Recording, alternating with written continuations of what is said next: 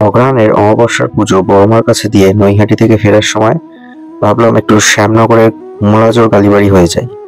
তো first time এলাম, তখন সন্ধে হয়ে গেছে আর ওই দিনকে একটু বৃষ্টি হচ্ছিল এটা নিম্নচাপের জন্য। তো চারপাশটা একটু বেশি অন্ধকার, তবে অনেকটা বড় জায়গা জুড়ে এই মন্দিরটা তৈরি। শ্যামনগর স্টেশন থেকে হাঁটা পথে মিনিট 5-7 লাগে। একটা বাজারের ভেতর দিয়ে যাওয়া যায়। মন্দিরের সামনেই অনেকগুলো ঠাকুরের বাসন, শাখা বলার এসবের দোকান আছে। তারপরে এই মন্দিরটি অনেকটা জায়গা জুড়ে তৈরি মন্দির।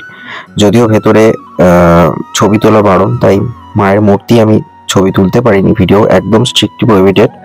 এটা হচ্ছে মূল মন্দির, এখানেই মায়ের পুজো করা হয়। বেশ কয়েকশো বছর আগে 1221 বঙ্গাব্দে এই মন্দিরটি প্রতিস্থাপন করা হয় এবং পাশেই গঙ্গার ধার। আর একদিকে রয়েছে, দুপাশে মোট 6টি করে 12টি শিব মন্দির, আর মাঝখানে রয়েছে এখানকার মূল কালী ঠাকুরের মন্দিরটি। আর এক পাশে রয়েছে রাধাকৃষ্ণের মন্দির। এদিকেও ছবি তোলা যায়নি, তবে বেশ সুন্দর একটা জায়গা। এই যে দেখতে পাচ্ছেন, এগুলো শিব ঠাকুরের মন্দির, আর এক সাইডে রয়েছে রাধাকৃষ্ণের মন্দির।